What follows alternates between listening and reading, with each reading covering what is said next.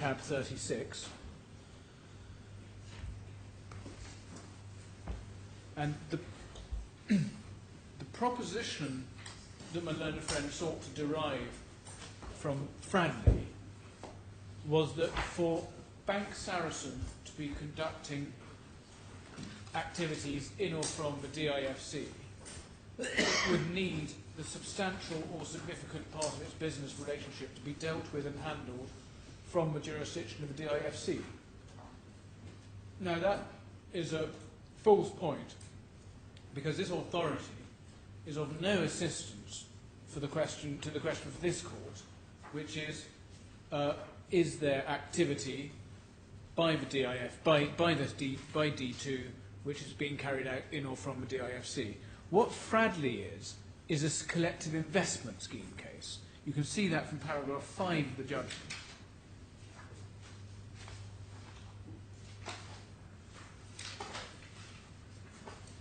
The question was whether the defendant had been carrying on a regulated activity, and the relevant regulated activity was establishing, operating, or winding up a collective investment scheme, including, etc. So that's the question. Are you establishing, operating, or winding up a collective investment scheme? Now, one can immediately see why, on that question, the Court of Appeal wanted to apply some kind of significance test as to whether the relevant business was being carried on in the jurisdiction.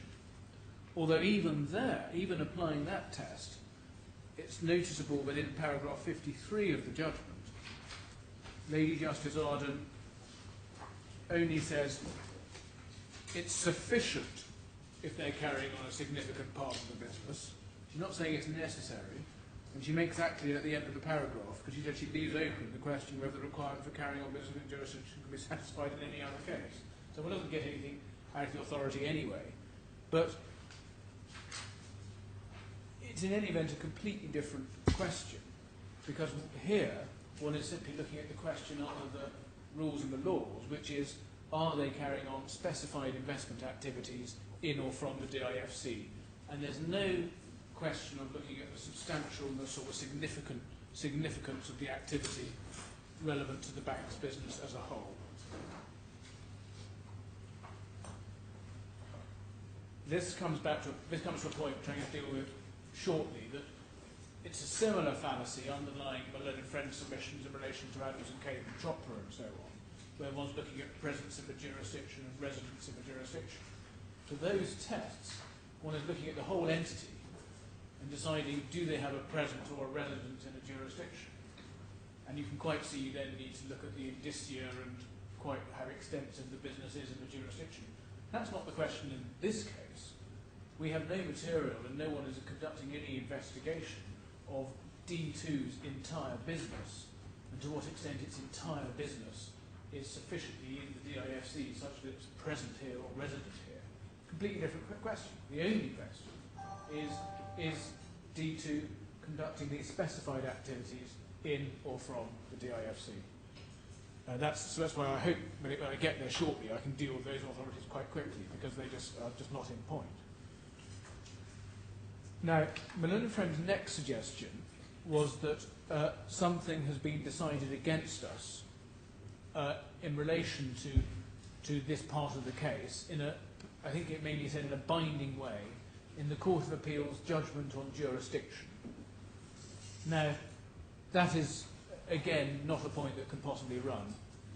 I think the paragraph my learned friend was particularly interested in was paragraph 77 of the Court of Appeal's judgment on jurisdiction, where there's a finding made for jurisdiction purposes that the contracts were outside, essentially, I'm paraphrasing, but the contracts were all outside the DIFC. Now, that there couldn't be an issue of estoppel arising from that in terms of the trial and the actual findings of the case, because obviously that was just a jurisdiction judgment. It was given before disclosure was made, before witness statements, and before all the evidence in the trial, and it was only a finding for jurisdiction purposes. What I should say is that that decision was also reached before our Article 65 claim on which the judgment is founded was raised. And when that Article 65 claim was raised, there was in fact a separate jurisdiction challenge by the second defendant. That challenge failed and was not appealed, and the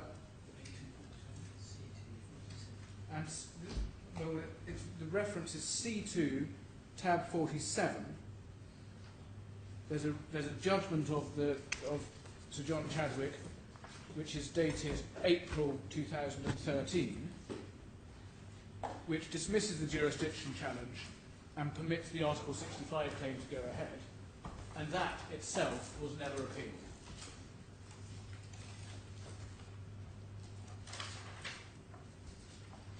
You say divider 47? It's divider 47.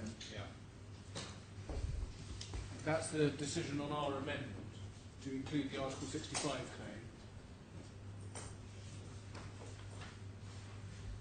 That was a judgment made, the jurisdiction objection was dismissed, and that was never appealed. So not only is there no possible jurisdiction point, there's also no issue estoppel point, and my learned friend can't get anything, in my respectful submission, out of the earlier Court of Appeal jurisdiction judgment. Now, I'm now coming to the point on the other authorities, which is my learned friend did spend a lot of his time, both in his skeleton and in his oral submissions, developing this point that had previously received a rather low billing from his predecessor, Mr. Black.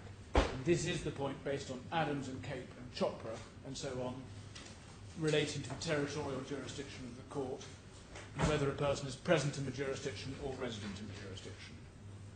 Now, as those cases all show, and as my laws will be very familiar with, that's always, as it happens, a fact-based question, and each case is different.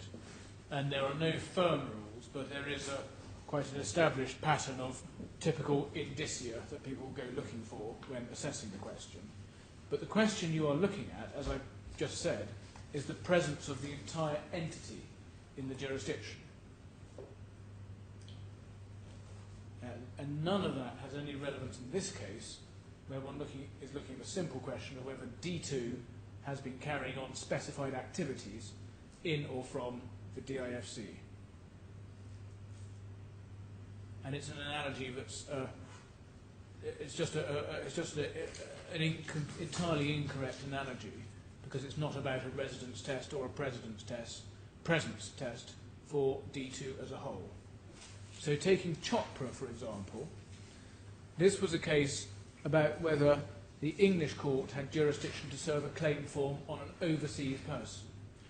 There was in that case a potential regulatory claim, and if we could just go to the judgment, it's in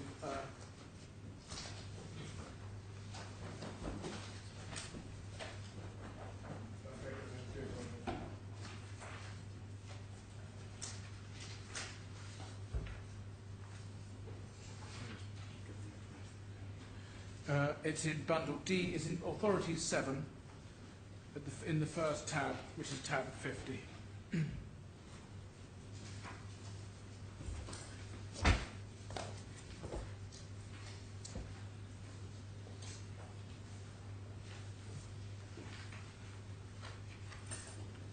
So the general question in this case is there jurisdiction to serve a claim form on an overseas person? That's what one's looking for.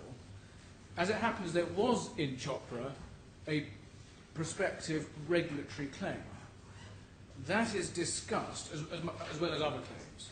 The regulatory claim is discussed at paragraph 76 of the judgment, where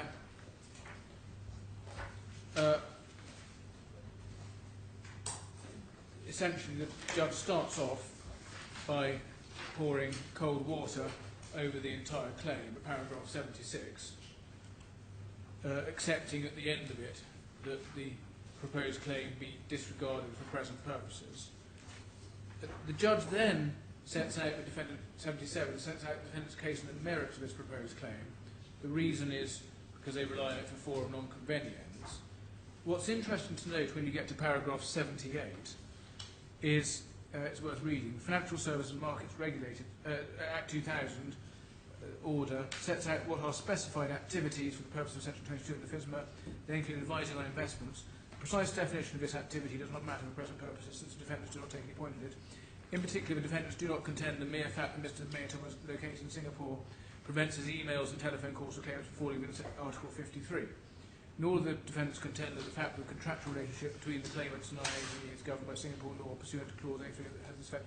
So just pausing there, the only point that's relevant to this case in the entirety of Chopra is this paragraph. And what's recorded is that the fact that he's in Singapore giving advice is sufficient for him to come within the statute. So that actually was not the problem with that part of the case in terms of serving the claim out. And then what the judge then does at paragraph 92 is say, although you don't consider it necessary to come to any conclusions whether or not they're well founded, the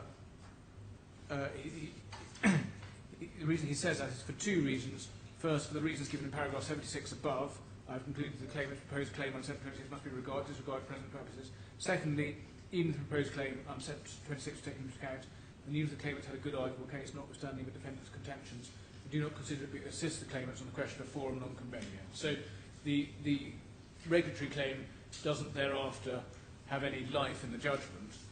The passage my learned friend took you to was then paragraph 96 onwards, which deals with the more general claim, the more general argument about whether the defendant had sufficient presence, despite being an overseas person, had sufficient presence in the jurisdiction for the claim to be validly served. And one can see the long passage there, which includes Adams and Cape and so on. But that, of course, is the question which is not the question in this case. The question that might arise arisen in this case is the paragraph 78 question, which was, as we say, and the more general question about whether the defendant as a whole was sufficiently present in the jurisdiction to enable you to serve a claim form is a completely different question.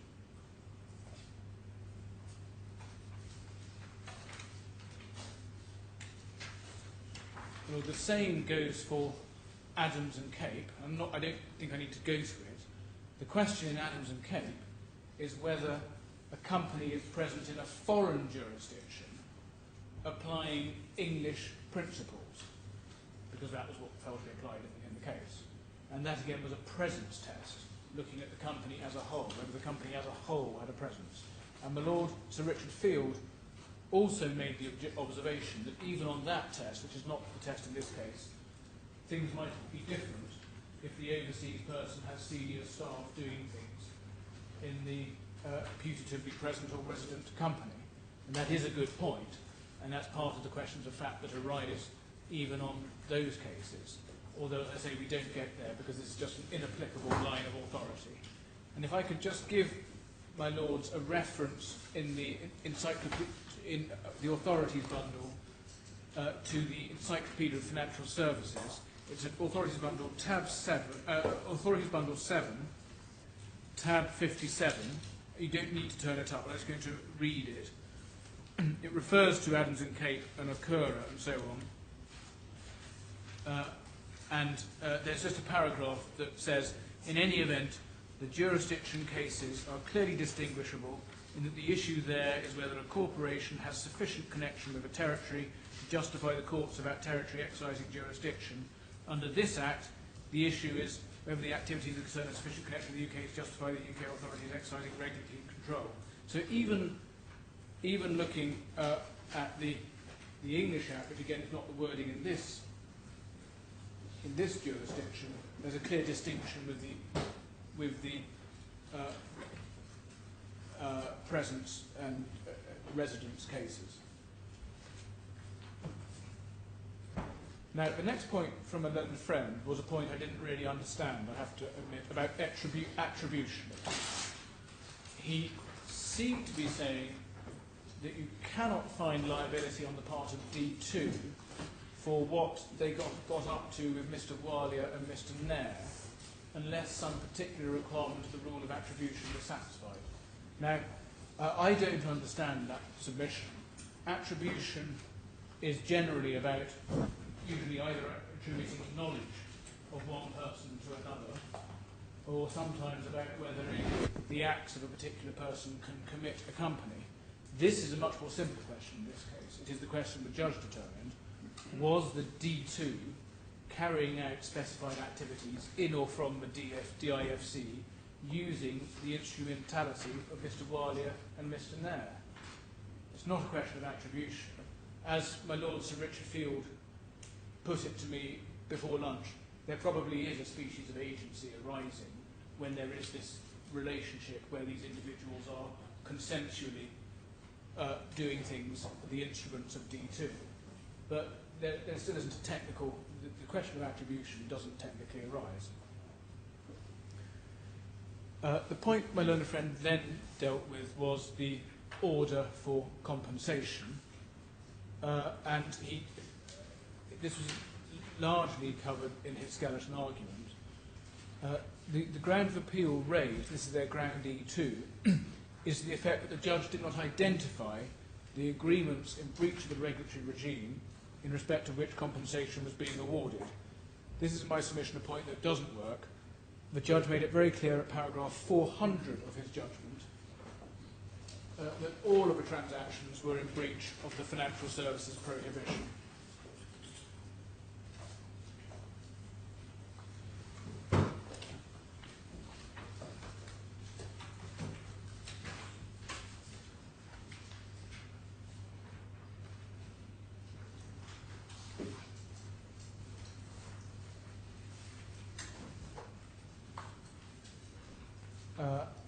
And that enabled him to award compensation by reference to the claimant's losses on the transactions. It was then said the judge didn't address whether the activities of advising on financial product or credit and arranging custody were carried out in or from the DIFC, but the judge did do so. That's paragraphs 387 by reference to Appendix 3 and paragraphs 395, and I've addressed those further today.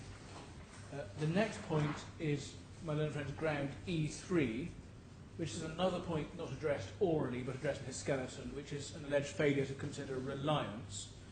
This was also, I don't know if that's pursued, but Article 65 doesn't contain a reliance requirement, but in any event, obviously Bank Saracen were integral to all these deals. They were the counterparty.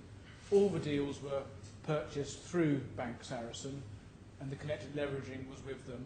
And as we've seen, that involved dealing in investments in or from the DIFC. So if reliance were a requirement, it would be plainly satisfied, and the judge rightly considered we're entitled to compensation. The next point is one my learned friend did develop at some length orally, and that's the question about the statutory defence, the forgiveness, if you like, under Article 65, on the basis, as my learned friend suggested, there was a reasonable belief that there was no contravention. Now, although my learned friend sought to suggest that the legal advice point was only one of his points, in reality it was his principal point that, as he said, legal advice had been received, so they were entitled to the statutory defence. The judge rejected that argument at paragraph 398 and 399 of the judgment. Saracen at trial refused to waive privilege over the alleged advice and never has waived privilege, and that means that the advice could never be examined or tested. And it follows from that, we say, that Saracen cannot place any particular reliance on the advice. You can't know what it was, the judge can't know, and we can't know, and we can't test what it was. We can't know, and we can't test, and the judge can't either, whether the advice was followed, and to what extent it was followed. We don't even know who it's from. None of it could be tested. And the judge was right to reject a submission advanced on that basis. My learned friend sought to suggest this was a similar situation to the Costa case, but without turning to it, the point in Costa was that the defendant had received a green light from its regulator to do the activity that was later held to be unlawful activity. So in that case, you can quite see why the defendant was excused. You knew what the content of the advice was. It was a go-ahead, these transactions are okay. And you knew the source of the advice, which was as impeccable a source as the person could hope to get, which is the regulator itself. And that point is brought out at paragraph 83 of that judgment, which for my Lord's note is Authorities, Bundle 5, tab 41.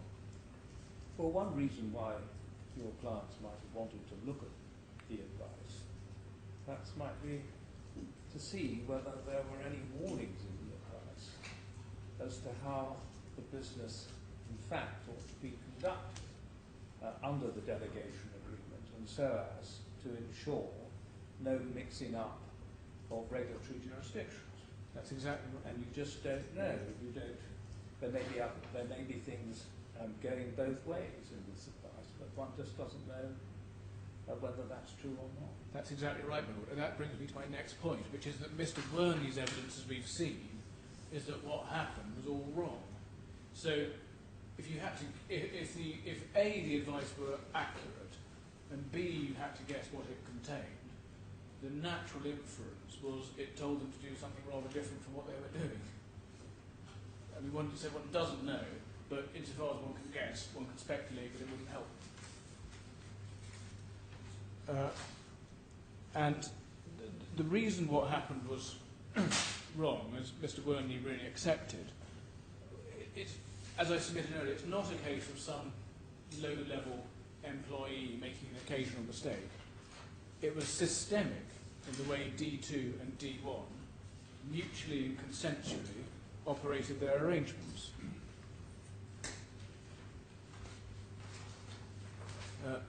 Bank Saracen had allowed Mr. Wiley and Mr. Nair, for example, to be their relationship managers, and as the judge held rightly in paragraph 432, they had exercised no control over them. And I made the point right at the beginning of today that under the delegation agreement it was perfectly open to Bank Saracen to monitor and supervise, because that was provided for at the end of the delegation agreement, and they just didn't do so. Now, lastly, on this, well, it's not lastly, another aspect on this point is, Malone Friend said it's not as if a judge has held D2 have fallen down on any other of its obligations. Well, that's not right. I'll come to this when I get to a cross appeal, I hope I have time for that. But the judge held that there was an advisory contract, and he agreed with our submissions that Mr. Nair Mr. Nair's actions were ones for which D2 was responsible.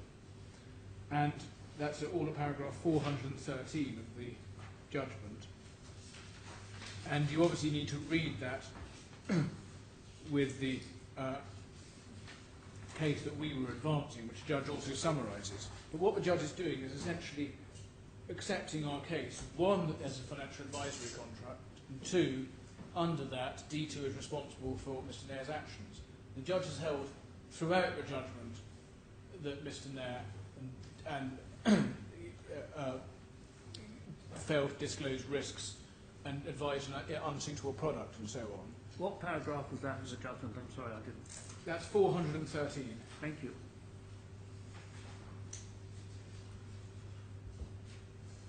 So having made those two findings, advisory contract and Mr. Nair was performing services for Bank Saracen, and Bank Saracen acquiesced and endorsed that, that obviously meant, although the judge didn't spell it out, that we were succeeding on the breach of contract case.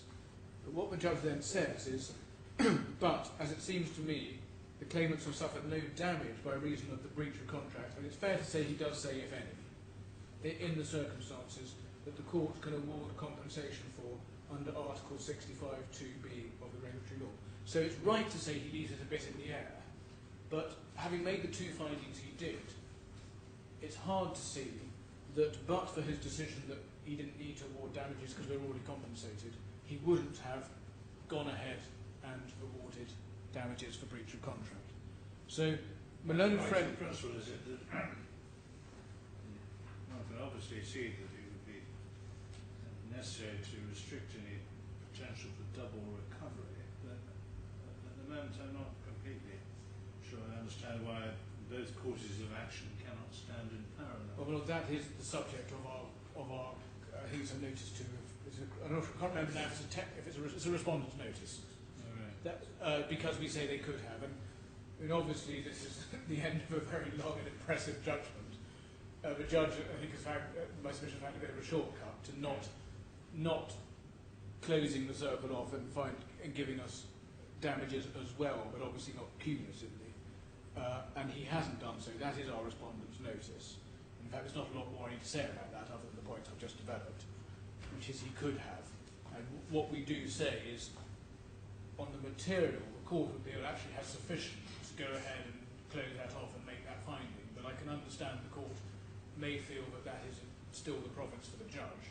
And this is a very modest area where this could be sent back to a judge if necessary to complete that finding. I'll complete this submission now because I'm on it.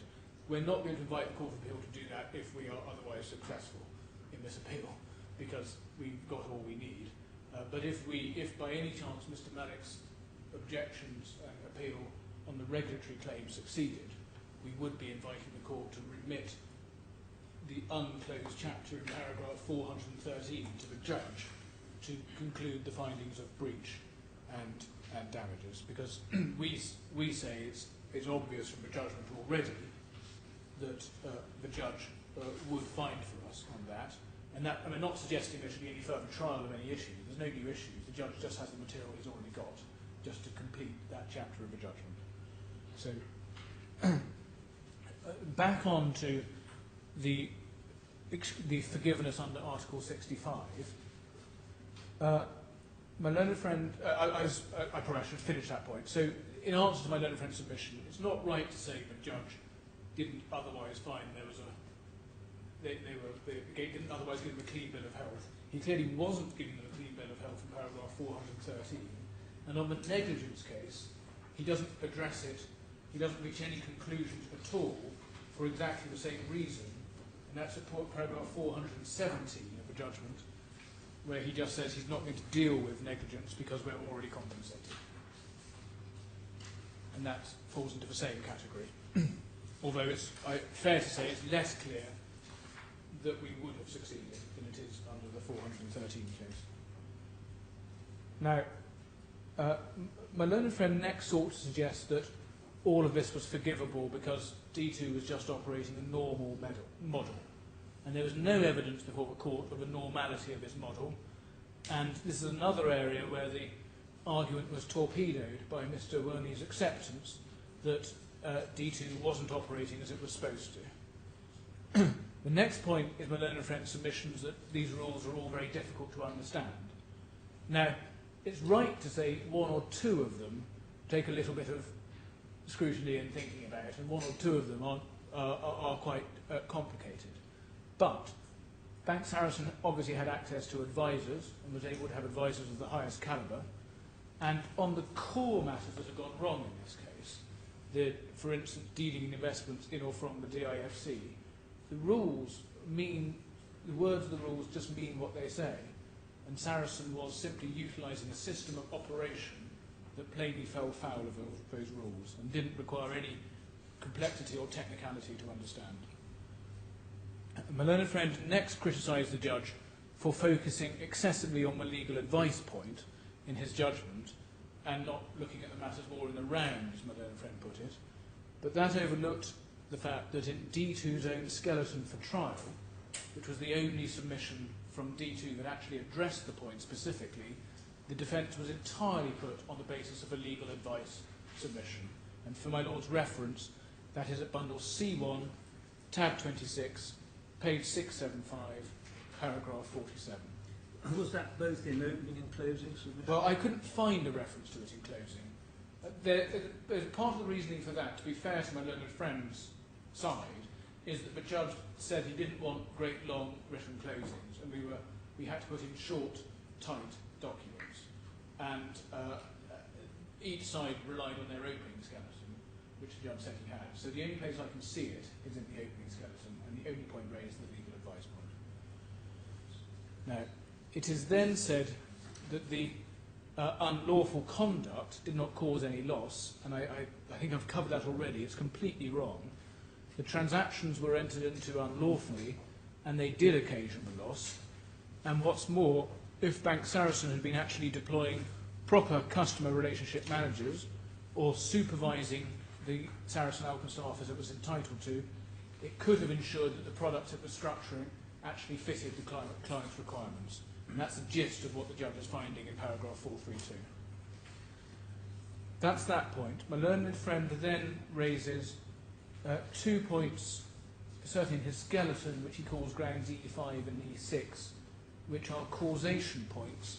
I think what he says is the judge did not find causation, that's ground E5, and if he did, he was wrong to do so, ground 6. Well, both those points are bad. The judge did find causation at judgment paras 401 to 3, 429 and 433. And secondly, the conclusions reached by the judge in those paragraphs were plainly open to him, and indeed right, given that the claimant's losses were all a result of the purchases of investments with Bank Saracen. There is then questions of costs. On that, I refer to my skeleton of paragraphs 435 and 436.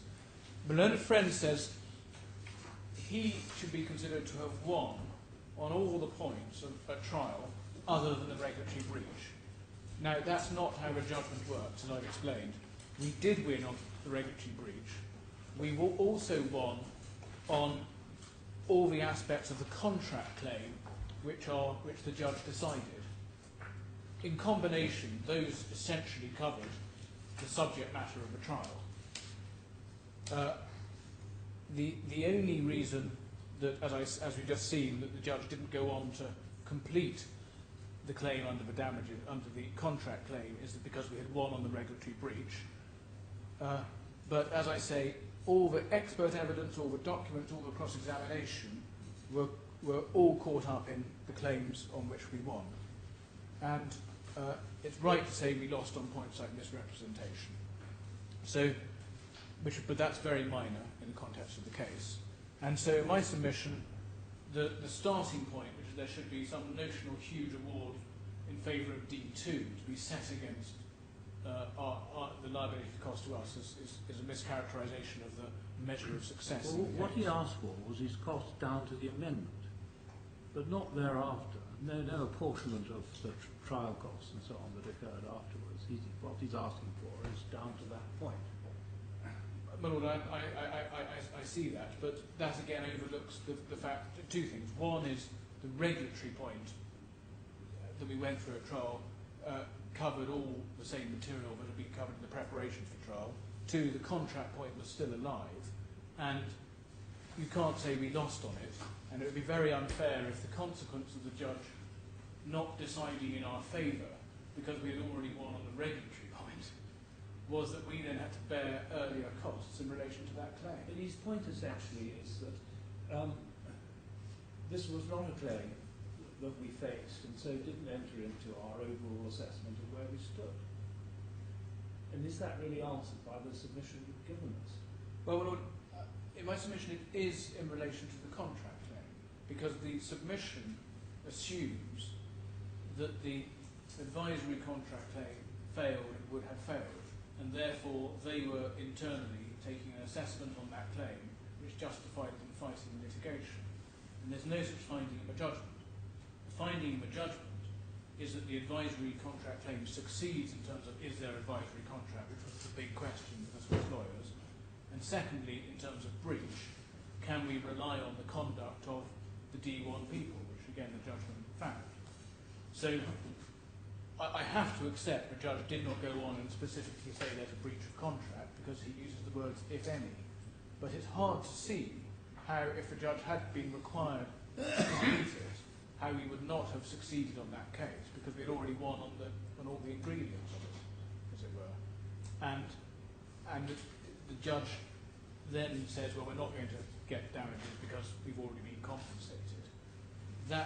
it would be highly unfair, in my submission, if we had to bear their costs, essentially of that core part of the case, even in the case as it was run up to the amendment.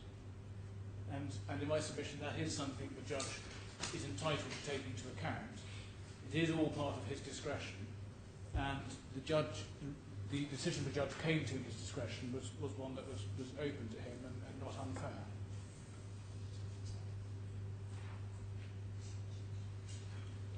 Well, it's also, well, I'm not sure because I did.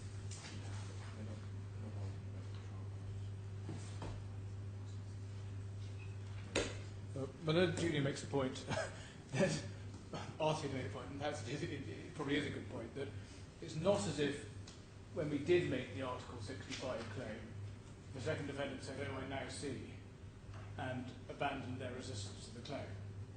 They contested that claim as much as every other claim, and we had to have the trial on which we won. And on that point, all the material that they had prepared was still highly relevant. The disclosure, the witness statements was all still highly relevant. So if we had made the amendment earlier, it wouldn't have made any difference, I think is the point. Grateful. The next is interim payment. I'll just refer to my skeleton at paragraph 4 through 7. That's a matter of pure discretion on the part of a judge and no basis for interfering. Can I now come to paragraphs 441 of my skeleton? Now, this is the point I've really just raised. As I've explained, we didn't get compensation. We didn't get a completion of the findings of breach of contract or compensation under the advisory contract claim. That is only a problem for us if we are unsuccessful in relation to our loan of friends appeal, and we do ask in that event that be remitted to the judge to complete the findings in paragraph 413 only in the event that we are unsuccessful on the appeal. If we succeed in resisting the loan of friends appeal, none of us arises and we're happy with the judgment. And the same goes to paragraph 417, which again,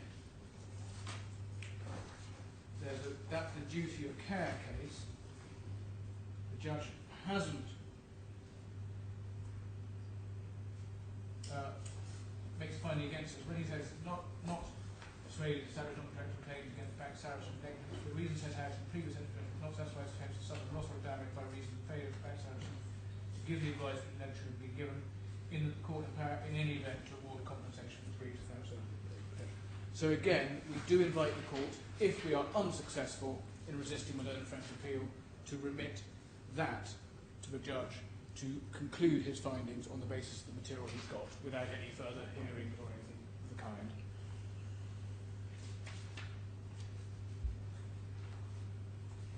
Now, that brings me to my cross appeal. I've got one more point I need to cover.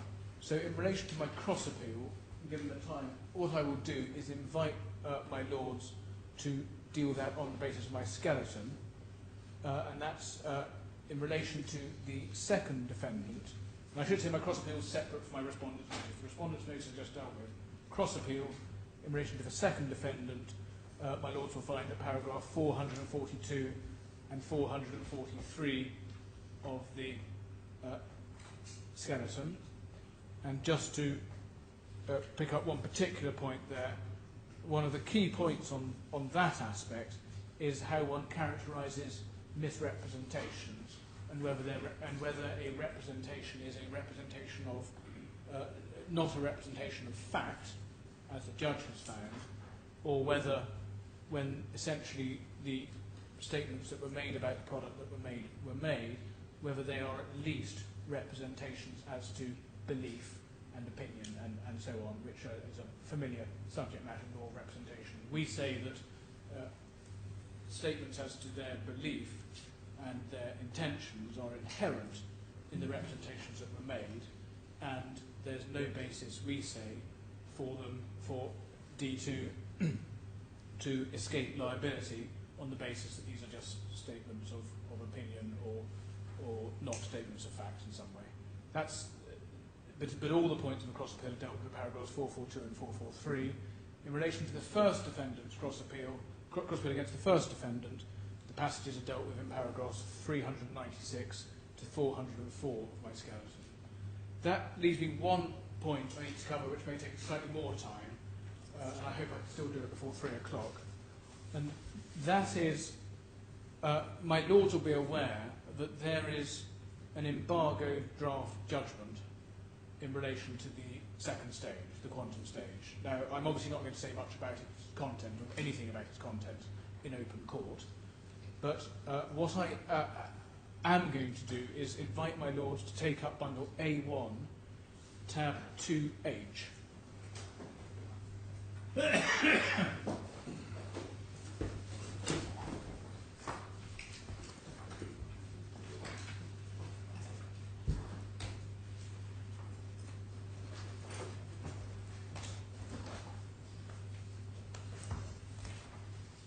And I don't know if my lords have seen this or ever been aware of it, but there was a condition under which the second defendant could advance this appeal before my lords, and the condition was that it pay into court any further sums ordered to be paid by it by way of compensation to the claimants or as costs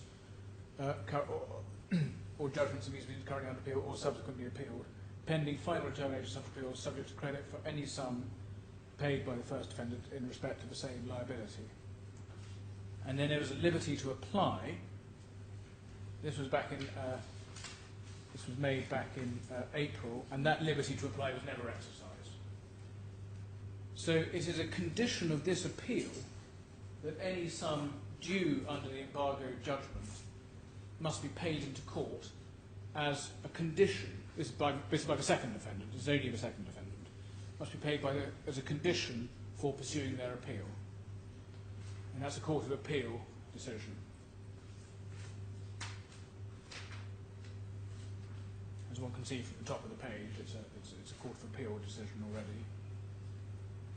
And I should say that condition was volunteered by the second defendant. We had asked for a slightly tougher condition. They volunteered this one, and this was what was accepted. And now, the embargo judgment will be handed down in the next day or so, and in those circumstances, as a condition of pursuing this appeal, the second defendant must pay in the amounts due, pay into court, the amounts due under the embargoed judgment. And we're obviously happy to give them time to do so. They're a bank, so it's hard to see why they would need more than 7 days, but if they need 2 or 3 days more, that's fine. But if they don't, then the condition for their appeal has not been satisfied, and that appeal must stand dismissed. And the real point here, my lord, is what I'm asking my lords to do is, I'm sure it is going to take a little bit of time for my lords to deliver their judgment anyway, but insofar as what I ask is that judgment is not delivered until before this condition is met. So in other words, they should have, say, 14 days or 10 days or whatever the period is to put in the money.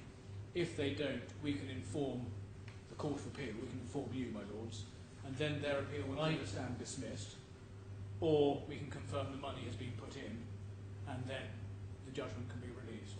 And it's a very important point for my clients. Not only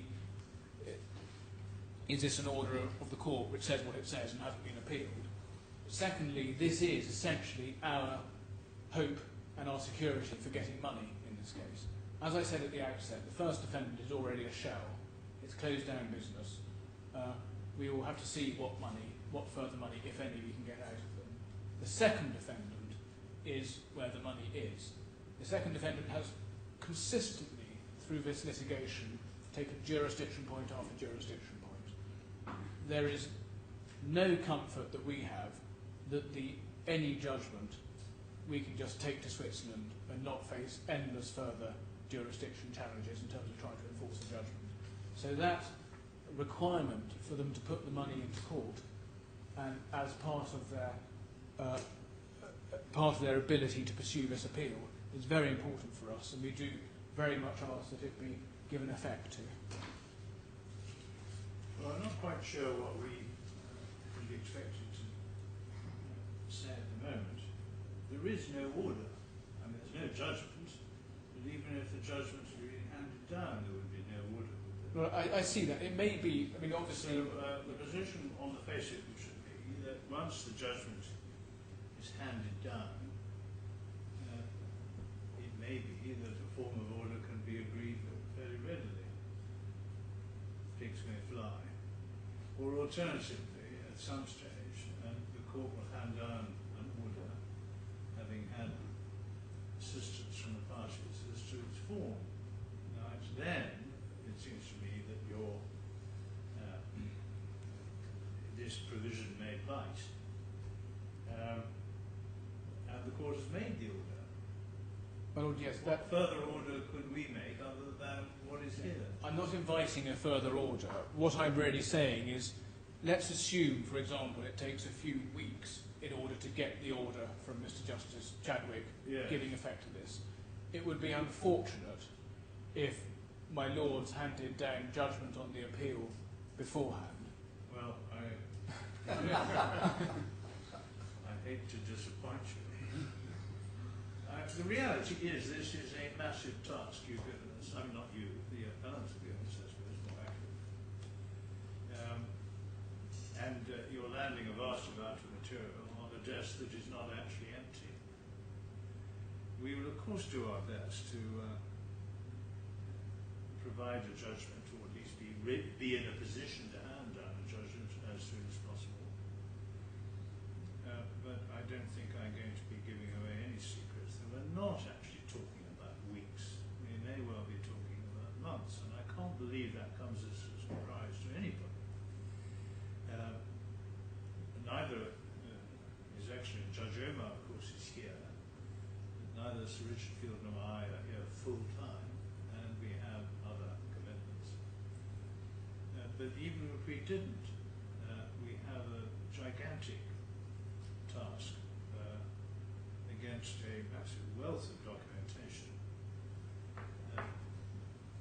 vast array of skeleton arguments and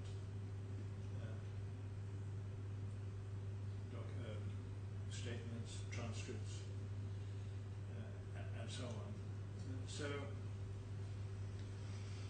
we take on board your point that we should make certain that we don't hand down a judgment until we've had an opportunity to enforce an order which has already been made. Well, I'm grateful. I'm not sure we can say more than that. I'm grateful, Lord. There's just perhaps 2 points that follow from that. One is, obviously, that we as the party should keep you updated, because if, for instance, the order's made and the money doesn't come in, then at that stage the appeal should stand dismissed. Well, I and we understand should inform you. Well, an argument that may arise at that stage, and we might have to grapple with it or follow it. The other point is, and it maybe this is something that can be done now perhaps by way of agreement, is it may be useful for the parties to agree, or the Court of Appeal to impose a time limit from that order, and it perhaps is a matter for the Court of Appeal, because this is itself a Court of Appeal judgment, by way of clarification or further order, such that when the order is made by Mr. Justice Chadwick, they have, say, 10 days, 7 days, 14 days, whatever it is. Otherwise, then that will be the trigger, at which point my Lords can know that they don't need to worry further about the second defendant's appeal if they're not going to meet it. And obviously I'm open to submission from my learned friend about what period that should be. But they are a bank. Well, it may be. I haven't, of course, consulted my colleagues, but I can see the interest that your clients would have in a time limit on when this order should be complied with. It's open-ended. I suppose implicitly there's a reasonable period after the order is made. I would anticipate that, of course, if your parties can agree, fine. But let me assume for the moment agreement is not going to be forthcoming. Maybe there's got to be some opportunity for making a submission on the topic of the period. What are you asking for? Well, I'm asking for the court to give that clarification. If my lord feels there should be submission, it could simply perhaps be done by exchange of a 1 or 2 Well, days sorry, document. I meant more specifically. What Oh. time are you asking? Well, I would have said 10 days at a bank, and that should be comfortable. I mean, I'm not going to quibble if my lord friend says 14. Right, well, thank you. I'm grateful for that. Mr. Miller and Mr. Miller will respond to that, albeit briefly in due course. Yes, Mr. Miller. Well, could I just say on the point that my Lord just mentioned about the enormity of the task, that is very much understood, and your Lordship is of course quite right to refer to it. I just want to say this, that it would be, we submit, a little unfair to put all of that blame, so to speak, on us simply because we're appellants. Well, Hopefully your Lordship will. well, the shaft was not directed solely at the poets. I know. I mean, we in one would sense say- you are the cause of it because you're the appellant. Well, that's You true. wouldn't be here if you hadn't appealed. But the wealth of material, and I have in mind what I think at one stage I totted up, the 700 pages of written submissions which we've been asked to read, is something which has been imposed on us by everybody. Well, as I say, I'm not disputing that, but Right. just saying we're not. I take on board your point. Yes. And indeed we say that a lot of the complexity was caused by the way the trial was dealt with by Yes. the claimants who continued departing from their pleadings, reducing new points, etc. But your Lordship don't have to make any findings about that, provided we don't get all the blame. I've made my point. But can I go back to the beginning and the questions of fact? Now, there is this common ground between learned friend and I, that there is one point that really stands out of particular importance in relation to the fact appeal, and that is the question of the claimant's investment requirements, and in particular, the meeting of the 24th of April. And the learned friend said in his submissions that these issues, or this issue, is critical, and he's right. He also says that there isn't much difference between our version of what was said at the 24th of April meeting and the claimant's version. And as a matter of language, rather than a matter of meaning, we tend to agree, and indeed this is the point that we have ourselves made in our supplementary skeleton, which you don't need to go to now, but paragraph 15.2. I have made the point that the narrow linguistic differences as a matter of the English language make it particularly unsafe to accept the evidence of the claimants and their witnesses as to what was said at meetings conducted in English, where they have told the court that their English is very far from perfect and certainly not sufficiently good to give evidence in court. And so if one's looking at these narrow linguistic differences, that, in our submission, is a reason to treat the claimant's evidence with some caution. Now, moving on from there, my lord, what are the differences between the parties' approaches? Both parties have a roughly similar general structure, namely that there are 3 elements. 1, capital protection. 2, monies that could be paid to ABK, to service interest, and 3, some sort of capital return, capital growth, return of capital growth. Lord, my submission is that the 2 crucial differences, which we emerge from going back to a couple of passages of cross-examination, which I will in a moment, are firstly, in fact, to make the major point, whether the coupons in the second of those 3 elements were or were not to be additional to the 100% capital guarantee payable at maturity, which is the claimant's position, or, as has clearly always been our position, they were part of the 100%, the coupons being part of the capital. That's the first major difference. The second difference is whether the monies payable under the second head to ABK would always, and I stress the word always, be enough to pay and to service in full the ABK interest.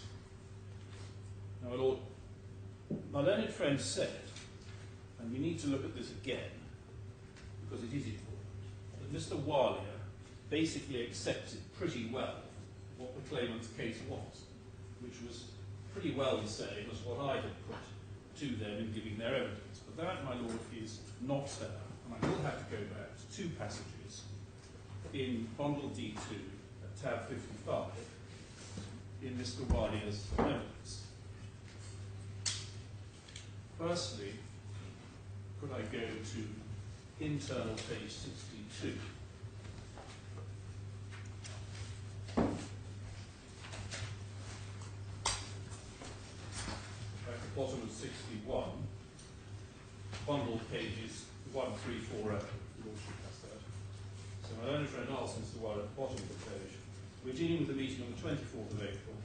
What you were aware of the meeting was that Mr. Khorafi and his mother proposing to draw 80 million in combined facilities from ABK. That's right, isn't it correct? That was to be invested in the way it was capital guaranteed, correct? These were requirements that were communicated to you and which you knew about and which had to be met, correct? I'm going to read you something Mr. Brindle put to Mr. Khorafi in his evidence, so that your case, so this is your case in these proceedings. And then we go down to line 19, he then reads it, which is what I have put. What you made clear to Mr. Walia, this is to Mr. Khorafi, you wanted 1, capital protection, 2, money that you could pay to cover the funds advanced by ABK, and 3, some return. Just put that as a whole, if you would, to the witness and I could break it down. That reflects your view of the action, yes? What's the question? And then after all, he's read it, and I think we can skip down to line 12. So, my lord, you know, in 2 sentences to tell you what happened at that meeting. Question, I'm going to come to give you a lot of opportunities, so let's just stick to my question for now. And I'd like to give a backdrop to my answer, my lord. And his lordship says, Mr. Walia, you could do that, but you've just answered the question. Is your counsel, Mr. Brindle, putting to Mr. Khorafi correctly? What's your case in this action? Correct. It's correct. And then, can I also read another passage from commenting 86, 85, in fact, the same tab. At line 11, page 85, the question is, could you be given bundle B1? This is the witness statement of Mr. Al-Shati. He quotes Mr. Al-Shati, who said this: Mr. Walia and Mr. Nair told Mr. Khorafi that the coupon would always meet the interest payment to ABK. The capital at the end of the investment would repay the ABK loan. No risk of not making substantial capital return at the end, and that there was no risk of losing any money. Then he says, I'm going to ask you about the first part of that sentence. Oh, sorry.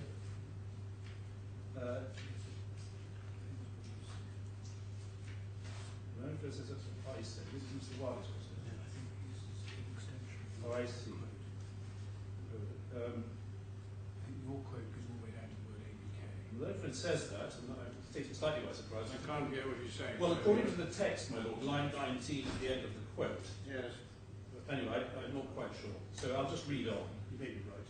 I'm going to ask you about the first part of that sentence, just the first line of it, where it says, Mr. Walia and Mr. Nair told Mr. Khorafi that the coupon would always meet the interest payments to ABK. It was put to Mr. Al-Shati on Sarasin-Alpen's behalf by Mr. Brindle.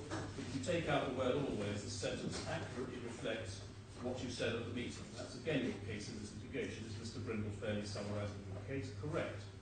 But the problem with that is it amounts to much the same thing, doesn't it? No. If you were telling Mr. Khorafi that the coupon would meet the interest payment to ABK, what else is he going to understand? Except that it would always meet the interest payment. See, again, I go back to what I said earlier. Mr. Khorafi said he wanted coupons. Not Mr. Khorafi, it was Mr. Taha, if I remember correctly. Mr. Khorafi would never get into such details. Mr. Taha said he wanted coupons to meet the interest payments. I don't think we ever got into this discussion always, whatever Mr. Shati was saying on the statement. Discussion was to a large extent the detailed discussion had with Taha. You've just accepted you were saying that the coupon would meet the interest payments to ABK, and then my learned friend, I think, has previously asked to be read and read on down to page 87. Yeah. In my limited reply, if you want to read that again. Now, my learned friend suggested in his submissions to you yesterday that this word always was a quibble, his own word, and really didn't make any difference. That was a surprising submission in the light of the evidence which he notably did not take you to, having taken him to all the other witnesses, which was Mr. Taha. Mr. Taha, if we had to take out bundle D1, certainly didn't think it was a quibble. D1, tab 54, I think that one can go away, my lord. The last tab of D1, tab 54, page 59.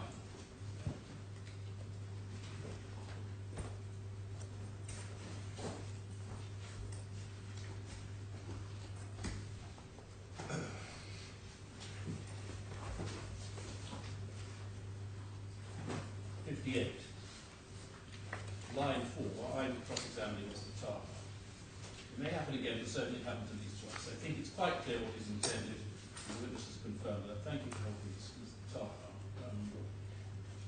In that sentence, the second sentence of paragraph 30, while you say that they said, let's put it that way, two things, capital guaranteed products, client would never lose money. Do you see that? Right. The question is simply this.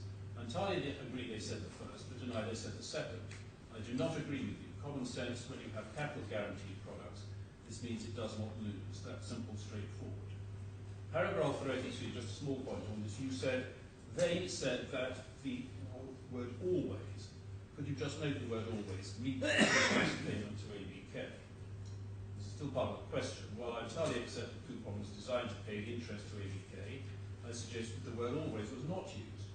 I certainly do not agree with you, because if the word always is not there, I'm 100% sure that Mr. Rafed Khorafi would never invest in them if the always is not there. So to Mr. Taha, the always, although it may be a quibble to the ill, is vital. And to be fair to the judge, he makes that point. He records in paragraph 176 what Mr. Taha's evidence was. So, Lord, a narrow difference in language, was the word always there or not? Yes, but in terms of meaning and importance, it is vital.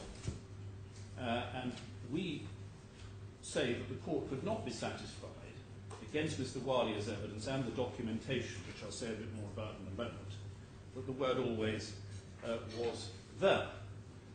And the other point, which is probably a bigger point in any event, could not possibly be described as minor. My formulation, accepted by Mr. Walia, does not involve accepting the, what we would say, impossible outside high-risk issuer, 100% capital guarantee plus coupons plus return.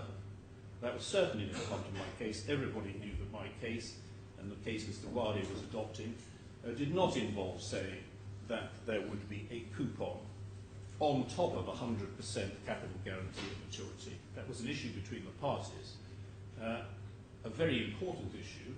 Again, however, an issue where the language that may have been used is quite similar on both accounts. And so again I say, this is an area where, and both parties agree it's probably the most important single part of the factual appeal. The court cannot build the whole case upon what was said in English at this meeting, in this very narrow compass, to people who didn't really understand English very well at all. Now, I mentioned inconsistent documentation, with one exception and one exception only. All the documentation is absolutely one way in our favour. And my learned friend has hardly dared to touch our Appendix A, where we set this out. All the term sheets are absolutely consistent, and although my learned friend suggests, well, they're not that easy to understand, I took you through them. The crucial part is as clear as a bell. And my point that whatever the redemption amount was, if you added the coupons, you always got 100, is a point he hasn't gone anywhere near, because he knows there's no answer to it. All the confirmations are the same. Mr. Taha's note showing he understood the difference at H2147. Now, the one exception, which I ought to go back to, is the fact sheet at H1100. Sorry, 110. And Malone makes a fair point on this, but in my submission, it's the exception that proves the rule.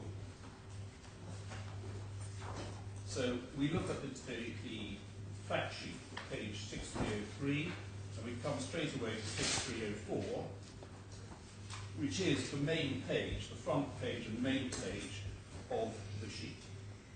Now, nothing could be clearer, in my respectful submission, than what is said in the box-headed structure. And so this is the thing that's going to stand out in my submission to anyone reading this document. 70% of redemption, 10% coupons per annum, total 400. As clear as a bell, I would say. It is absolutely true, as my own friend says, however, that the documents at the back of this, pages 6309, 6310, are wrong, incomprehensible, misleading, whatever you like to call them, and give right as to how to construe them, so far as they make any sense at all. But, my Lord, that is all that one has in the entirety of the documentation that assists the learned friend's case. We say that the learned judge should, faced with the difference between the oral evidence of the various witnesses at the 24th of April meeting, and faced with all of that documentation consistent with our case and not with theirs, should not have accepted their evidence. Now, my Lord, there's one other little element to this. The learned friend says, well, there was also effectively a promise or a representation, whichever it is, that there would be no risk. That doesn't take the matter any further, because in a sense we accept that if you mean capital risk. We've accepted there was an issue of risk, and we say there was no capital risk, and we also accept that if it didn't go to maturity there might be a risk, but our case is there was no risk, issue of risk apart, if the matter went to maturity, because these were indeed no risk of capital loss products. Now, the truth is, we submit, my Lord, that their capital requirements are nothing like what they pretend. It's common ground that they went to ABK to borrow money. ABK was only prepared to lend against capital guaranteed products. They directed Mr. Khorafi and Mr. Taha to a bank, Sarasin-Alpen, as a ranger. The bank Sarasin, a subsidiary of Rabobank, which was a triple-star rated or whatever it is, bank. And another document which your Lordships might just look at while we go is, if you still have H1 somewhere near, H1113, in the documentation that Mr. Nair sent out on the 5th of May, which included, as the learned friend said, a further copy of the fact sheet at the back, was also a thing called process flows, which he did show you part of, and I'd like to show you a bit more of it. 06315. This is our document. It does say in the third box, client to confirm product suitability with ABK. And that was our understanding, and I suggest our correct understanding, of the question of suitability. It was basically ABK's call as to what the product, whether the product was suitable or not, because the question was, we say, and the judge should have found this, what ABK required in order to make their loan. And in fact, these products were good enough for ABK. Now, there's no question of high-risk bonds or anything like that. My learned friend is right, and so is Mr. Dr. Walford, to say, well, we can have high-risk bonds, high-yield bonds, which are usually because you have a very high-risk issuer. And in that circumstance, subject to enormous issuer risk, you could have something more like what they say their requirements were. But the whole point of this was it was to be Rabobank or somebody like that was to be issuing.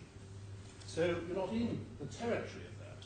And that's what Dr. Fitzgerald meant. He says this in his report about their alleged capital requirements, investment requirements, being impossible. And the judge should, we say, have found that. And that would have been the resolution of the substance, if not the entirety, of the suitability case. So, well, that's the main point I want to deal with, not quite the only point, but the main point on the factual appeal. Now, the only other point that I want to deal with on the factual appeal is a much smaller point. The much traversed territory of the AGBCs and how they came to be put together. Now, my learned friend makes this point. I confess I don't know at the end of the day how important this is, but he's gone on about it at enormous length. That the document was, as he put it, pre-populated with names and with dates. The names of the clients and the date, the 6th of June, also. Now, he said that this is the point I want to deal with, that this wasn't the only time that Bank Sarasin-Alpen had pre-populated documents, and he took me very quickly to bundle H1, tab 128, saying, here's another example. You didn't really develop it, and with respect, this is not a good point. We'll go to that. What is it, 118? 128. Tab 128. Page 6412. He said, look at that. That's another example where it's been pre-populated with references by Bank Sarasin-Alpen. He didn't dwell on it, he just showed it to you. And also, if you also go back to tab 121, you'll see that's wrong.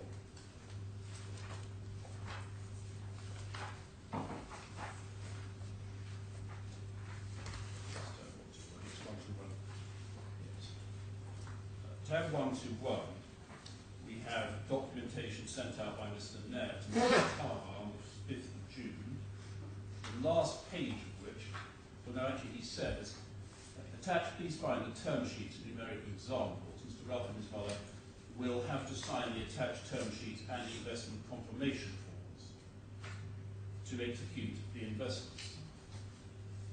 And then, my lord, if you look at page 6375, you see the confirmation of investment form, which is part of what was sent. It's totally blank. So it's clear, we say, contrary entirely to my local suggestion, that what happened was Mr. Nair sent out on the 5th of June a form in blank. It wasn't pre-populated. So when we get back to 128, what we don't know, I don't think there's any evidence as to how these entries were made or by whom, but it wasn't pre-populated, that's for sure. And in fact, my lord, if one looks at it, the much derided point about the typewriter looks to be right. One looks at the 6 and the 6 and the 2007, I should say 2007 was in there, in the blank form. That the year was in there, but the 6 and the 6 were not. That sort of half-line difference is just the sort of thing that a typewriter would do that a word processor wouldn't. And some of the rather skew-with references in the box below, again, look like it's been typed. And Mr. Taha has been accused by my friend, I think, of actually lying and making it up when he said that a typewriter was used at the other end. I think Mr. Wilde. Sorry, Mr. Wilde. Did I not say what? Sorry, I meant what. Sorry. But That's not right. Whether typewriter, word processor, or otherwise, page 6412.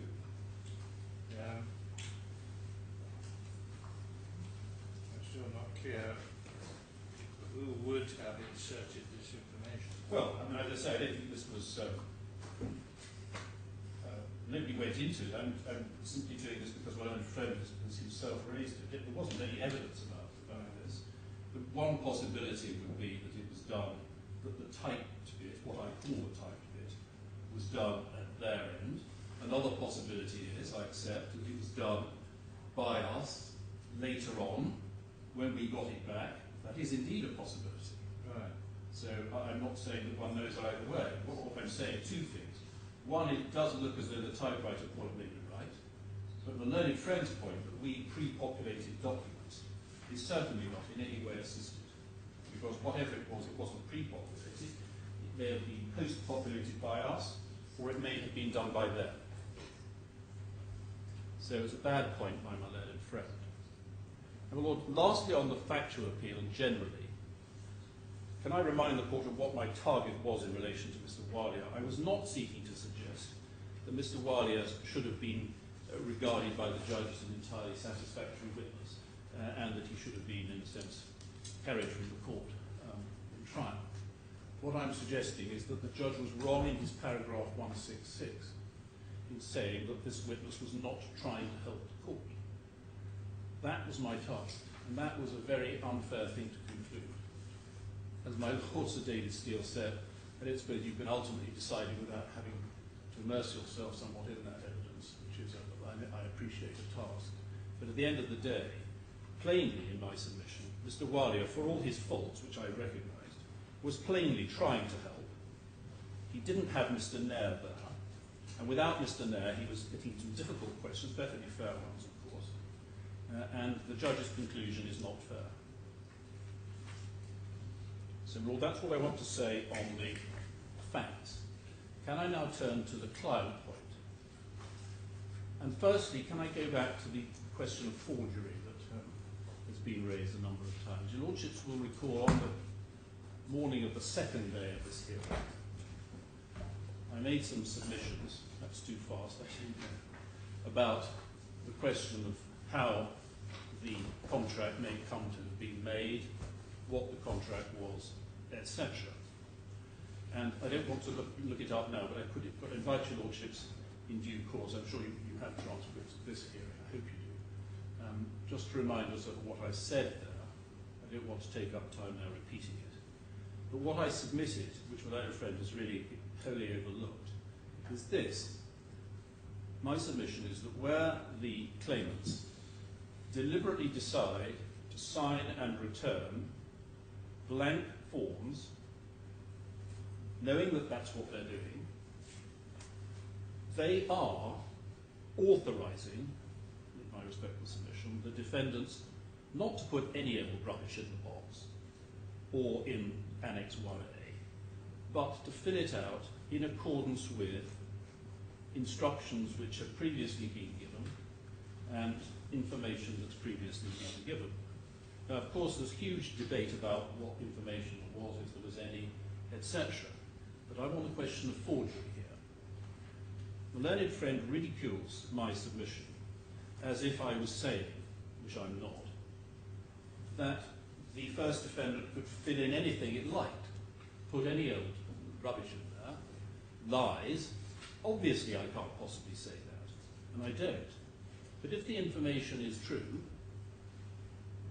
that's different. Now, as far as the tick is concerned in Annex 1, you have my submission that there was really no other place the tick could go, and that plainly simply to tick that box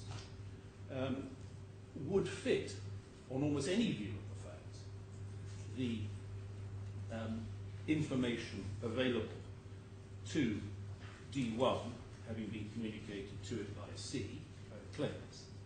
And so this argument, in my respectful submission, plainly works for Annex 1 and the tick.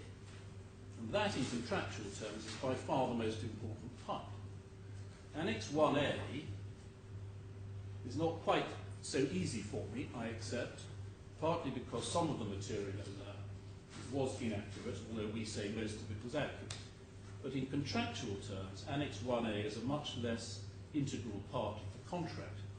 Indeed, it's not quite clear how, as a matter of contract, Annex 1A fits in. It's not signed, and it's not, I think, I may be wrong, actually referred to in the main body of the AGBCs. So, Lord, I would ask your Lordships to, before deciding that this was a forgery, to go back and consider those points. I'm not sure anything turns in terms of the precise judgment on whether it was a forgery or not. In my submission, it would be an unfair characterization. Who is to be fooled by this being done in this way? I don't know. Your Lordships, I'm sure, are going to find that it was irregular and shouldn't have been done. And I'm not in a sense at the moment on that point. But it's putting it too far to call it a forgery. So that's that point. Now, my lords, next point is this. The learned friend said that I had, in a sense, I was wrong as the way I had put my submissions about the judge's finding as to whether or not these were inexperienced investors. I had concentrated, and it's true, in my submissions on saying that the judge was wrong to say, to deal only with whether they had experience in the relevant financial markets, i.e. structured products and the like. And you recall I criticised the judge for his construction of the rule. But my learned friend said, well, that doesn't, one of his points was, doesn't really matter much because the judge held that they were inexperienced investors generally. Now, if that is right, then in my submission that makes my case a lot easier, because for this court to ask itself whether or not these really were inexperienced investors without reference to structured products and the like, the answer is obvious. Of course they were experienced investors, if that's the way you want to look at it. Second and third claimants had these very substantial, enormous in the case of the second claimant, investment portfolios of the type you've seen in great detail. First claimant could hardly be less of an experienced investor than they were. He had shareholdings and investments in all sorts of public, private, wholly owned, partly owned companies, and was experienced in the flotation exercise relating to Rafed. So if my learned friend is right, the judge is saying that they were inexperienced investors, then I would renew my attack on that basis and say, well, if that's what he's saying, that cannot be right. Well, the next point.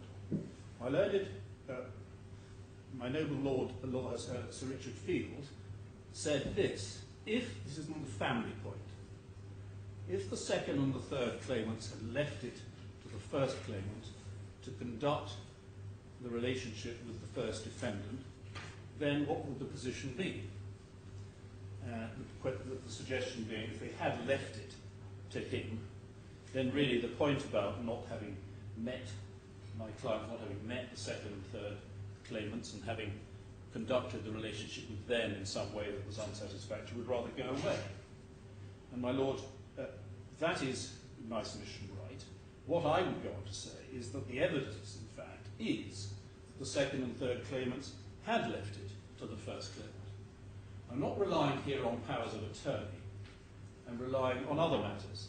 And my Lord, in order to save time, I hope this is satisfactory, we put all these references into on a piece of paper. Can I hand it up? My learned friends, I think, is going to object, so I thought this court would find it helpful. I've only got an hour. Otherwise, I can simply give your lordship a list of references. But that, of course, is fair enough as an observation. The objection is simply on the basis you haven't had time to check it. Is that well, my Lord, it's just a little bit. There are various matters which I needed to cover, which I would have liked to have put in various documents, but I thought it would be unfair on my learned friend to hit him with submissions, which I just handed up to my Lord, and he would want an opportunity to respond. This is effectively a written submission, which is handed in by way of reply. Well, So, I hear the argument. I'm putting a lot of pressure, we are putting pressure on counsel to complete in a time which they said was rather limited for their purposes. I don't know in which areas Mr. Hill would have liked to put in some kind of further documentary material, although the thought of it makes me feel rather queasy. I know. Well, I thought long and hard about whether to do it or not, but this is a list of cross-references to the materials which suggest in your submission that the first defendant had been invited, authorised or otherwise to act on behalf of the second and third. yes, and it's mostly cross-examination of the claimants themselves. Yes. Not entirely. I have to say there's possibly a limit to how much further material material. I'm aware of it. Probably I can simply read out the list. It's rather tedious. No, that's very tedious. I do. And I'm not going to invite that. It's unfortunate, but it's not just a list. It is actually a submission. It's just unfortunate. I mean, I don't want to put everyone in a difficult position. It comes with a health warning. A health warning, exactly.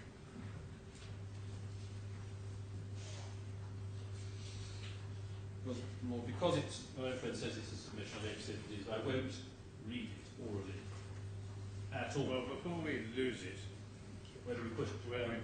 Well, Lord, I think. Have you got holes? You have. Good. Yes. Supplementary skeleton. Yes, that's right. At the back, I think. This is quasi-appendix E. Well, I'll put it at the back of your supplementary because I'm giving absolutely no promises that I will ever get to it. No, well, I can see that. But I will do my best. And I'm sure my colleagues will as well. Yes.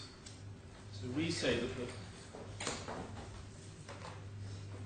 scenario suggested by Sir Richard Field is indeed the truth and is indeed this case. So I will move on. Okay, thank you. Different point. My Lord Sir David Steele posited this question, still in relation to the client point, and to the causation element in that connection. You said this, you said, does it matter how, in a sense, how bad the breach is when one comes to causation? Which you may recall asking that question. I have no recollection of asking that question at all. Okay, well, no. I have a recollection. So Richard will know this. What I was going to say... I would make a very poor witness. The Lord, Lordship at least is not guilty of speculation.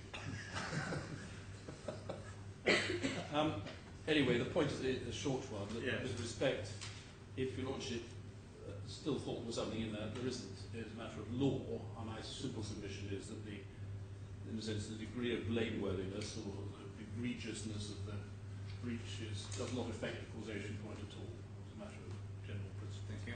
Since your Lordship's forgotten the point, unlikely that you see it as the answer to the case. But there we are. Now, my learned friend rightly said that I had two slightly different causation points on the client argument. One was the point that the judge, and he agrees, is at least in law, a proper question, which is whether or not, if they were in fact clients, it mattered that there were breaches. And we all agree, I think, that that is a proper question, and the judge addresses that. He says that they weren't clients. So he said, my point in principle is right, but on the facts I'm wrong. But then my learned friend rightly said, I have a different point, for which I rely on the Zaid case in the Court of Appeal, that if the products were in fact suitable, then the breach in relation to client classification doesn't help them, which is a point I made. And again, because of time, I don't think I need to go back to Lord Justice Ricks, but we saw that Overture passage at the end of his judgment. My learned friend said there were 4 answers to my submission based on Lord Justice Ricks. First of all, he said, well, it's all rather up in the air. And I don't understand what he means by that. Certainly it's Overture. And certainly it's up in the air in the sense, as my Lord Sir David Steele suggested, sometimes Lord Justice Ricks put things in that way, slightly tentative language. But nevertheless, the point that he puts in this slightly tentative way is, in my submission, a good one. He's saying, despite the Overture point, that basically in that case, he thinks, at least probably, that Mr. the name of counsel, Anderson, was probably wrong in his submission, which was a submission very similar to the one that the learned friend makes against me. So, yes, a little bit up in the air. I understand the learned friend's first point. But that's that. Now, then his other 3 points, however, in my submission don't amount to anything. He said wrongly that this wasn't, that the ruling question was not to do with client classification, as are cases. That's wrong. And I just asked you to look back at Rule 7.9 in that judgment. Plainly was very similar rule about whether or not you can do business and whether you have to first of all determine the characteristics of the investor. So we say that's wrong. Then his third point is, well, the judge's approach is to be preferred. Well, of course he would say that, but I submit that itself isn't an independent argument. And then finally he says, well, they were suitable anyway, so the point doesn't arise. Well, the only one of those 4 points that has anything in it is the first. And that point doesn't get him very far. It certainly enables him to say you're not bound by it, but it enables me to say that what Lord Justice Rich was articulating was in fact right, and as good law, you should follow it.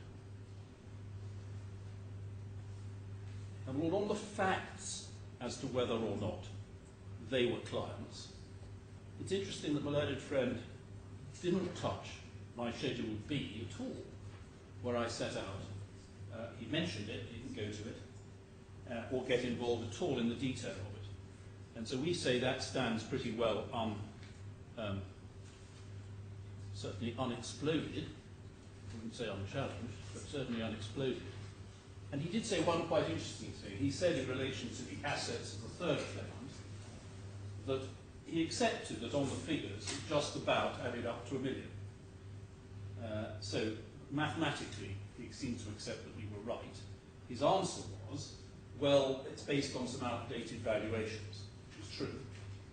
However, whose fault is it that we only have outdated valuations? The claimants, because although we pressed them, that's all we could get from them. So that point doesn't lie in the claimant's mouth if they are asking this court to find, as I believe they are, that in fact Mrs. Rifai did not have $1 million in liquid assets. We say we proved that with our Schedule B, and my learned friend's rather limited quarrel with that is ineffective. Now, Lord, can I come on to suitability?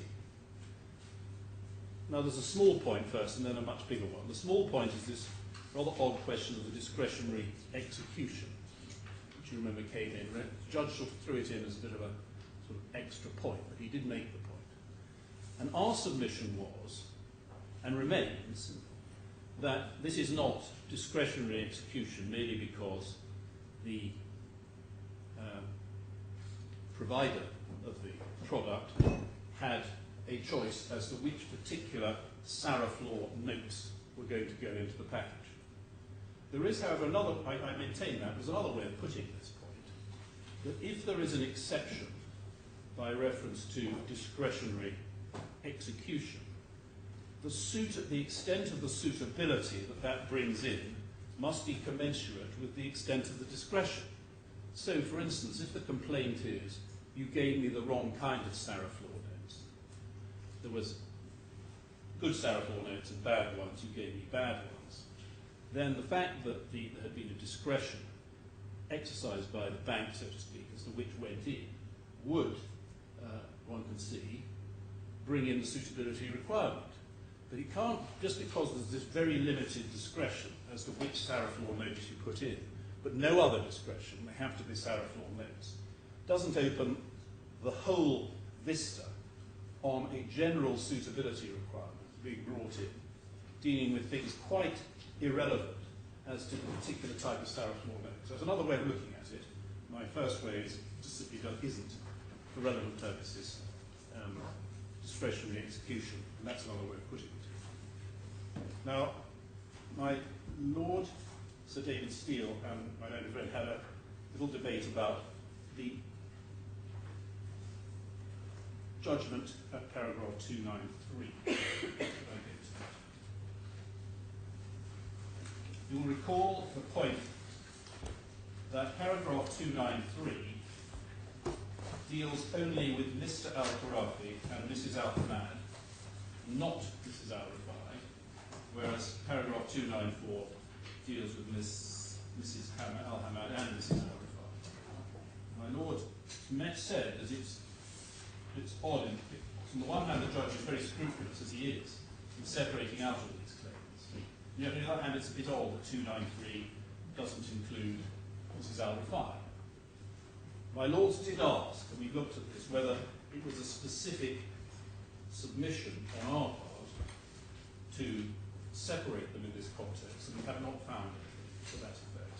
However, with respect to the learned judge, he's plainly right about this, because what he's doing in 293 is he is looking at cases, situations, where there were specific requests for advice or recommendation.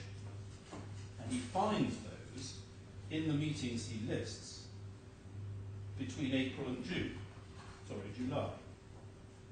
And to that extent, one sees exactly what he means. Now, there were no similar meetings at which specific requests for advice or recommendations were made in the context, certainly not referred to by the judge, but any at all, in respect of Mrs. Rifai's purchase in February 2008.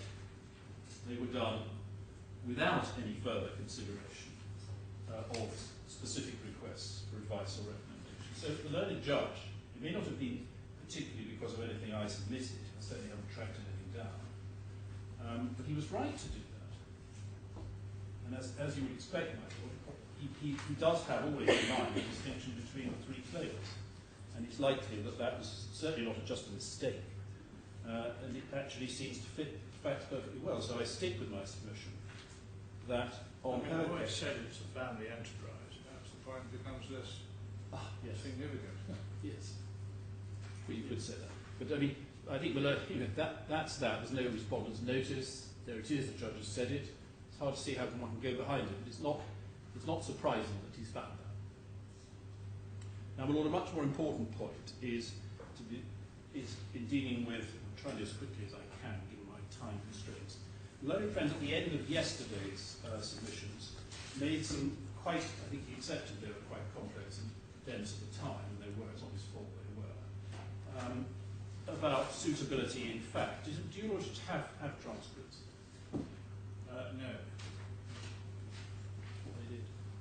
It's one of the points I was going to raise. Yeah. I don't know whether... I have it neither in hard copy nor electronic form. They've arrived electronically. I can do this without looking at it, and I gather my friend hasn't got one either, so I think I can do it just by following the note. We'll try and get them. Presumably, would the court like these? I don't know. It was one of the points I was going to raise at the end, that we need them, and we need them in, I think, both hard copy and electronic form. Yes. And we need the electronic form to be in Word format. Yes. Well, I'm sure do that. I hadn't appreciated that others didn't, but there we are. Now, my Lord, what the learned friend did, at least I can be sure that I'm accurately recording what he said. He talked about, there were two related points. This is a point that goes to both suitability and edges into causation a little bit further on. He made two related points. One, that margin could be called on day one. You may remember this point. He says that these products are basically underwater from the start, if another way of putting it. And he referred you to two appendices, appendices 2 and 8 of his SCOSA, which he can take you to, not surprisingly, but he says, well, it's all in there. He also made another point, and I'm afraid I've never understood the relation between the first and the second point, but anyway, that's my failing. He made another point that the second tranche put the claimants and Bank Sarasin in breach of their contractual commitments to ABK, which ultimately cost them 20 million. And it's true indeed, 20 million was paid to ABK pursuant to a dispute that arose in that context. Now, he sought to say, right at the end of yesterday, that these points were relevant to the suitability of the products. I'm trying to... I think his point was that there was a theoretical risk. In fact, that risk had not eventuated in the form of a margin call, but there was a theoretical risk from the start. That's right, he said. On these conditions. Yes. Yeah. That's a theory, we call it a theory, which developed during the trial. Wasn't that there at the beginning. It developed as the trial went through. And we say, and again, just as he's giving you schedules and not taking you to them, I'm going to give you our answer to it on the facts. We say it's factually wrong for the reasons we set out in Appendix C of our skeleton, supplemental skeleton. But I'm not asking you to go to it now. Right. But just as he has said, his When you say this is wrong, that there was potential for the margin call at the outset. Yeah, we say the that. second point that he made, The first. because of the payments of 20 million to get the release of the pledge, that then fed into the margin calculation and led to an almost inevitable. The first is wrong. The first. I think is those are the 2 points. Your Lordship's right. Yeah. It's the first one we say is wrong. Right. And we say it's wrong for the reasons we set out in our Appendix C. And that is a detailed that's point. simply the margin, That's a detailed point on the difference between the purchase price and the capital value. But maybe I misunderstood it. It's more complicated than that. Yeah. He didn't take you to a Schedule 2. He said it's all very dense. It is. Right. I'm not taking you to my Appendix 6, which is a bit shorter, but otherwise has similar problems. Anyway, Lord, we say is wrong. Now, the other point is the one I now want to go on say a bit more about. Now, he said this, which we say was wrong. He said, there's a particular point in relation to that, which is the 20 million point, and the cross pledges from Mrs. Rifai point are connected.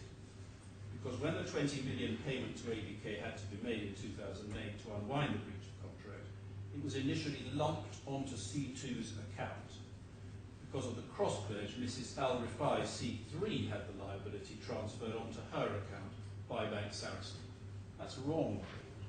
And it's wrong, as you'll see if you take out bundle H3. Tab 201A.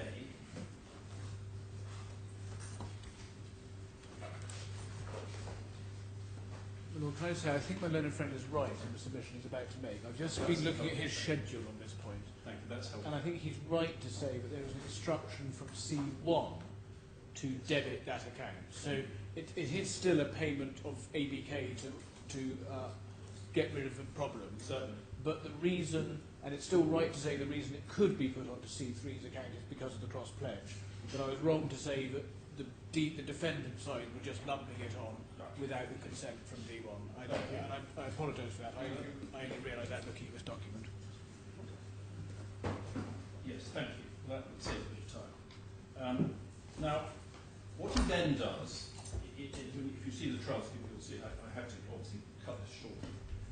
He then tries to tie this in, the 20 billion point, more than the other point, perhaps the other point as well, with what the judge has found on suitability in the paragraphs we've looked at some length before in the bundle in the judgment of paragraphs 300 and 301 to 2.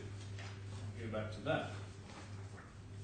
Now he says that I overlooked, and I won't go to it because I haven't got time, paragraph 125 of the judgment, which one should look at, and that no doubt is relevant. But if I come back to 301, you remember my submissions about this. He didn't deal, and I'm afraid I still remain completely puzzled by what the judge says here in 301. He referred to this yesterday, and you recall the point here was about the second tranche, that the Sarafor notes didn't meet Mrs. Hamad's investment requirements for 100% capital protection and an income stream which would service the interest payments due in respect of the Sarasin loans. In addition to the matters described above, which are largely about there not being 100% capital guarantee, there are two other factors, and he says this. First, the irrevocable payment order in favour of ABK made it impossible to use the coupon payments in respect of those notes to service the Bank Sarasin loan. You remember I said, what are the notes? What are those notes? What's he referring to? Now, if he's referring to, President didn't deal with this, if he's referring to those notes, meaning the Sarafor notes, then the sentence is simply wrong, because there's nothing in the irrevocable payment order preventing the coupon payments in respect of the Sarafor notes being used to pay the Sarasin loan. So he must mean, although it's not obvious on the grammar, the irrevocable payment order made it impossible to use the coupon payments in respect of the right notes to service the Bank Sarasin loan. But so it did, but so what? And I don't really quite see, I mean, maybe it's just me being thick, but I have to say I can't quite see where that point goes. The irrevocable payment order did make it impossible to use the coupons on the right notes to Sarasin-Alpen. But the point the judge is making in the first sentence is about the Saraflaw notes and the Sarasin notes. So Lord, I personally, I can't take it any further, maybe it's just me being slow, but I'm afraid I don't follow that. Now the judge then goes on at the end of that paragraph in 302 to talk about the risk of margin calls, and that's a different point again, not the same point as we've just been on. I must move forward fast.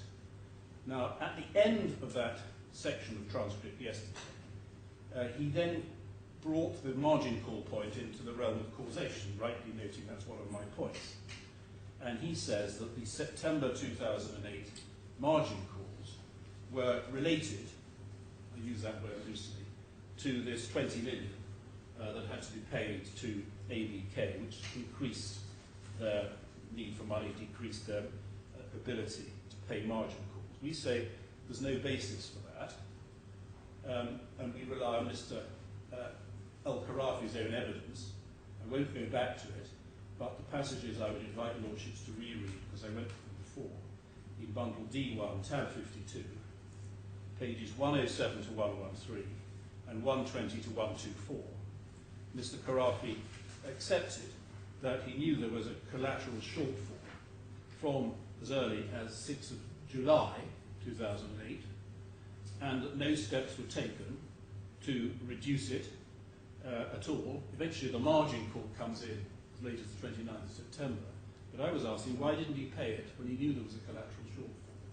In July, in August, and of course, even in September. The point the Maloney friend makes about the shortened margin time on the 7th of October, when things were going so badly on the markets that they needed to produce the money even more quickly.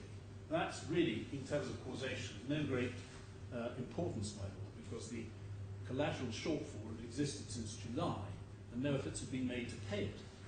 And I asked persistently, Mr. Khorafi, why didn't you pay it? You knew it was due. Why didn't you pay it? And at the end of the day, his answer was simply, I didn't have the money. I didn't have the money. He didn't have the money to pay the 3 million as it was in July, or the 5 million, or whatever more, I think it was 10, I can't remember what the exact amount was, as it was on the 29th of September. Now we said... You would expect somebody to keep, or to always respond to a margin which existence of a potential margin that they become aware of until a margin call is made, would you? Well, my lord, they were warning him. I mean, They were warning him that that's not very satisfactory unless the market improves. I'm going to be faced with a margin call. Yes, but it does improve, it'll all go away. But you don't do nothing in that situation. What you do is you start thinking about whether you ought to be liquidating some of your assets,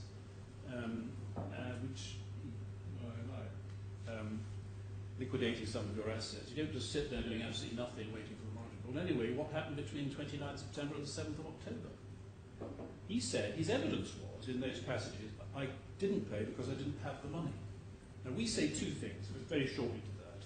We say, firstly, it's ludicrous to think he didn't have the money given all the assets which he had access to, and even if they weren't cash, they could easily have been, or some of them could have been transferred into cash, not the shares of the private companies, I accept, but a lot of other things.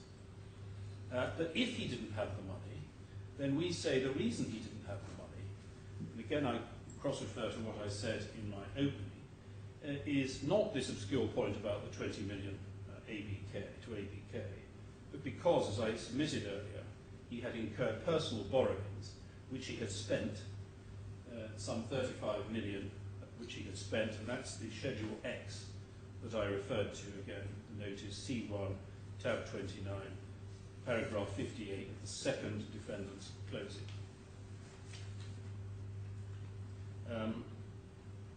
And we also say, my lord, that the first claimant cannot escape from this by saying that he was, or any of the claimants, inadequately advised about the risk of margin calls. Firstly, we say they weren't. Even if they were, it makes no difference, because we say wanted plainly to borrow, and would have borrowed anyway, and margin calls are an unavoidable consequence of this leveraging. The failure to pay, either because they simply decided not to do so, or because they couldn't because of all the personal spending that had taken place, are sufficient to break the chain of causation. Time doesn't permit me, I've referred a number of times to the Sulaiman case of Mr. Justice Cook, where a very similar situation arose. Authorities bundled tab 27 at paragraphs 210 and 211. There the judge said, even if the claimant had been